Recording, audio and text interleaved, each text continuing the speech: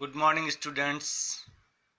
Welcome to our YouTube channel. In the previous video, we have learned about the tense and its types. But in today's videos, I will tell you the rules, sentence structure of present simple tense or indefinite tense. Let's start. Today I have taken the first tense, present tense. I have told you in the previous video that present tense has four types, and first type of present is present simple or present indefinite tense. Let's start present simple tense. First thing जो हमारे सामने आती है कि हम present tense का use कहां पर करें, तो इसके लिए where we use this tense,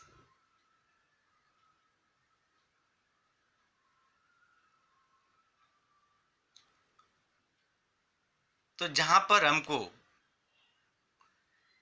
present habit बतानी हो किसी की, तो वहां पर हम इस प्रेजेंट सिंपल टेंस का यूज कर सकते हैं।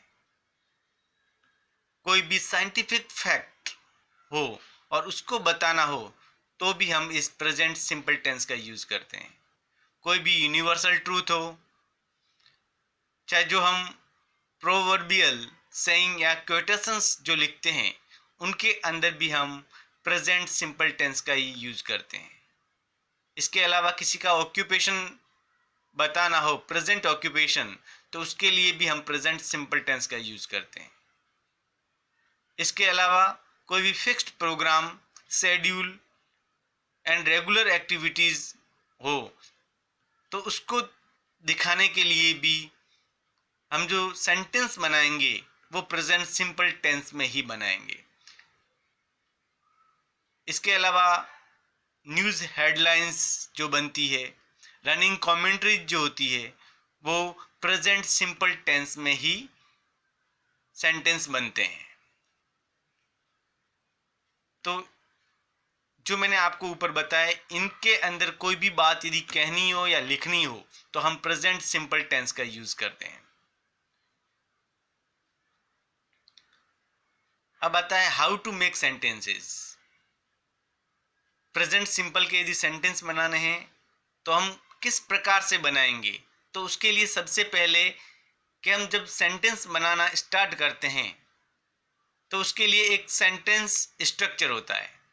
तो सेंटेंस स्ट्रक्चर के अंदर सबसे पहले हम सब्जेक्ट लेते हैं, उसके बाद में वर्ब लेते हैं, और इस टेंस के अंदर प्रेजेंट सिंपल टेंस के अंदर वर्ब की हम फर्स्ट फॉर्म लेंगे और आवश्यकता अनुसार एस या ईएस लगाएंगे, और यदि इसकी आवश्यकता नहीं होती है तो हम वर्ब की सिर्फ फर्स्ट फॉर्म लेंगे और उसके साथ में एस या ईएस नहीं लगाएंगे, और उसके बाद में ऑब्जेक्ट या रिमाइनिंग जो भी होता है वो उस सेंटेंस के आगे हम ऐड करेंगे। तो इस प्रकार से ये एक सेंटेंस का स्ट्रक्चर बन गया हमारे पास में, और इसके द्वारा जो इसके रूल्स है और रूल्स के आधार पर हम यहाँ पर वर्ब को लिखेंगे और अपना सेंटेंस है वो फॉर्म करेंगे।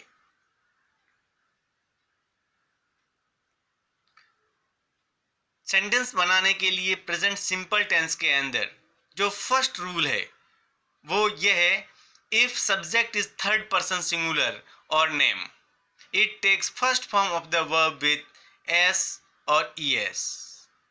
यदि सब्जेक्ट थर्ड पर्सन सिंगुलर है, जैसे ही, सी, इट, और किसी भी व्यक्ति का नाम आता है, मैंने यहाँ पर नेम लिखा है, नेम्स नहीं लिखा है, तो मतलब एक ही नाम आना चाहिए, और यदि सब्जेक्ट इस प्रकार का हो तो हम उसके साथ में वर्ब की फर्स्ट फॉर्म लिखेंगे और उसके साथ में आवश्यकता अनुसार एस या ईएस लगाएंगे। Let's see the examples. Ram Yeats food. Here Ram, Ram is a name of a person and it is a singular. So first form of the verbs and we add s with the verb and then object. तो ये वाक्य बन गया है हमारे Ram Yeats food. उसी तरह अपन second sentence लेते हैं. Lakshita goes to school daily.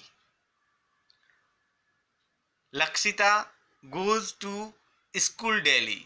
Lakshita भी सिंगुलर सब्जेक्ट है और इसके साथ में गोज, लेकिन यहां पर गो के साथ में हमने ई एस लिया है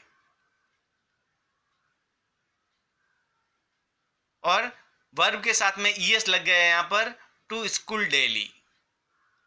तो ये सेकंड सेंटेंस हो गया इसी रूल के आधार पर. तो यहां पर हम ही या सी का भी यूज कर सकते हैं. जैसे राम की जगह हमें वो ही यूज कर सकते हैं, ही ईट्स फूड. लक्षिता की जगह है तो she goes to school daily. तो इस प्रकार से हम सेंटेंस से वो बना सकते हैं. इसका सेकंड जो रूल है वो है इफ सब्जेक्ट इज फर्स्ट और second person and plural it takes first form of the verb without S और एस. अब यहां पर क्या होता है सेकंड रूल के अंदर कि यदि सब्जेक्ट है फर्स्ट पर्सन है, फर्स्ट पर्सन का मतलब है आई, और सेकंड पर्सन है यू, और इसमें प्लूरल जो वर्ड्स आते हैं जैसे वी, दे और कोई भी प्लूरल वर्ड भी हो सकता है. तो यदि इस प्रकार का कोई भी सब्जेक्ट आए तो उसके साथ में हम वर्ब की फर्स्ट फॉर्म लेंगे, लेकिन उसके साथ में हम एस या ई एस वो ऐड नहीं करेंगे. इसका एग्जाम्पल है आई ईट ए मैंगो. अब यहाँ पर सब्जेक्ट लिया हमने आई फर्स्ट पर्सन है और फर्स्ट पर्सन के साथ में हमने वर्ब की फर्स्ट फॉर्म ली है, लेकिन हमने इसके साथ में एस या ई एस ऐड नहीं किया है. उसी प्रकार से सेकंड जो सेंटेंस है वी प्ले फुटबॉल. वी अपने आप में प्लूरल है और इसके साथ में वर्ब की फर्स्ट फॉर्म ली है हमने, लेकिन इसके साथ में हमने एस या ई एस ऐड नहीं किया है. अब यहां पर आपके मन में एक क्वेश्चन आ रहा होगा कि हम वर्ब के साथ में कहां पर एस का यूज करें और कहां पर ई एस का यूज करें. तो इसके लिए मैं आपको एक ट्रिक्स बता रहा हूं. यहां पर verb with third person singular and name which end with the letter O, X, S S, S H, C H takes E S. जब वर्ब फर्स्ट फॉर्म में हो लेकिन उसके साथ में यदि सब्जेक्ट थर्ड पर्सन सिंगुलर या फिर किसी का नेम आता है तो हम वर्ब का जो लास्ट लेटर है उसके आधार पर एस या ई एस लगाते हैं. और यदि वर्ब का लास्ट लेटर है ओ आ जाता है, जैसे गो, एक्स आ जाता है, एस एस आ जाता है जैसे क्लास, एस एच आ जाता है जैसे सी एच आ जाता है. इस प्रकार के यदि कोई भी लेटर्स लास्ट में आते हैं तो हम उनके साथ में ई एस ऐड करते हैं. और बाकी जितनी भी वर्ब्स है लेकिन उनके साथ में सब्जेक्ट है वो थर्ड पर्सन सिंगुलर या कोई भी नेम आ रहा है तो वहां सिर्फ हम एस ही वर्ब के साथ में लगाएंगे.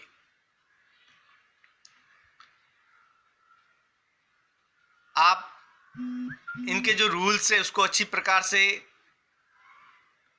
लर्न करें और लर्न करने के बाद में कुछ सेंटेंसेस है वो अपनी तरफ से भी बनाएं. ये जो मैंने आपको पैटर्न जो बताया है सिर्फ अफर्मेटिव सेंटेंसेस का बताया है, लेकिन अगले वीडियो के अंदर मैं आपको नेगेटिव और इंटरोगेटिव सेंटेंसेस के बारे में बताऊंगा. तो मेरा YouTube चैनल है, इसको आप सब्सक्राइब करें, लाइक करें, शेयर करें और बेल आइकन बटन को दबाएं, जिससे कि मेरे जितने भी लेटेस्ट वीडियो है वो आप तक जल्दी से पहुंचें. Thank you, have a nice day.